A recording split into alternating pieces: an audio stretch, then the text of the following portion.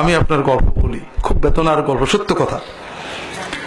আমাদের দেশে নড়াইল আছে, নড়াইলের ওপাশে খুলনা।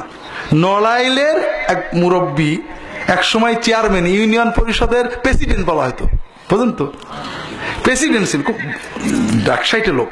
তার বউ চাকরি, তার ছেলে চাকরি করে খুলনা। তো ওই সময় অনেক আগে, প্রায় 20 বছর আগের কথা, 20-25 বছর আগের কথা, তখন তো মোবাইল টোবাইল নেই। উনি খুলনায় গেছেন কাজে, কাজ সেরে চলে আসবে, কিন্তু কার সাথে রাত হয়ে গেছে। তখনকার দিনে রাত্রের গাড়ি ঘোড়া তো এমন ছিল না। তা উনি একটু রাত করে 8টা-9টার দিকে ছেলের বাড়িতে উঠেছেন, টকটক করেছেন। হাব্বা আব্বা তুমি আসতো, বলবা না আসছো আসতো। বাপকে বসতে শোয়ার ব্যবস্থা করেছে, বউ শুয়ে পড়েছে খাওয়া দাওয়া করে। আব্বা আসছে, কিছু খাবার রান্না করে দাও। আমি পারবো না, তুমি যা পারো রান্ধোগে। মহিলাদের বলবো, যখন স্ত্রীর মা আসে, বাপ আসে, ভাই আসে, বোন আসে, স্ত্রী খুব মহব্বতের সাথে রান্না বাড়া করে না?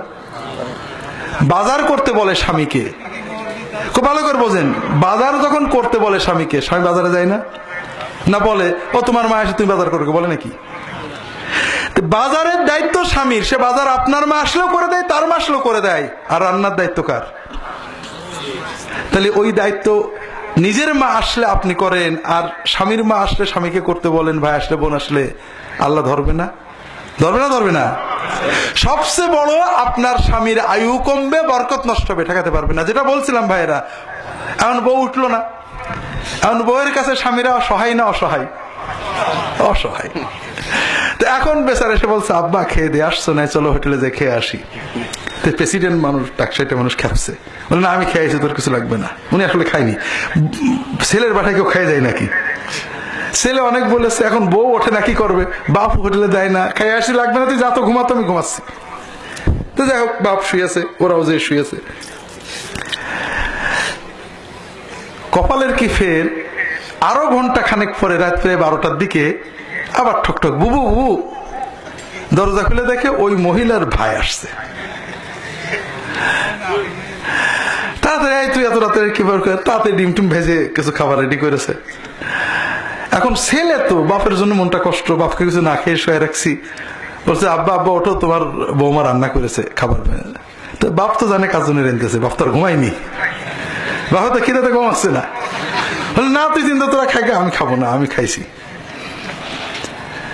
সকালবেলা উঠেছে, বাপ উঠে কাপড় চোপড় নিয়ে বেরোচ্ছে। স্ত্রী তো রান্না বাড়া করছে, ভাই আছে। এখন স্বামী বলছে, ওই ছেলেটা বলছে, আব্বা তুমি কোথায় যাচ্ছ? তোমার বৌমা রান্না করছে, তো খেয়ে যাও। বলে না বাবা, যাই, যদি কোনোদিন তো শালা হতে পারি, তোদিন এসে খাবো। হাসছেন। এর চেয়ে বেদনা কি হতে পারে?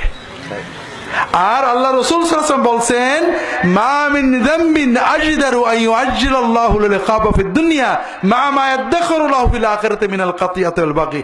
আল্লাহ গুনার জন্য আখিরাতে শাস্তি দেবেন।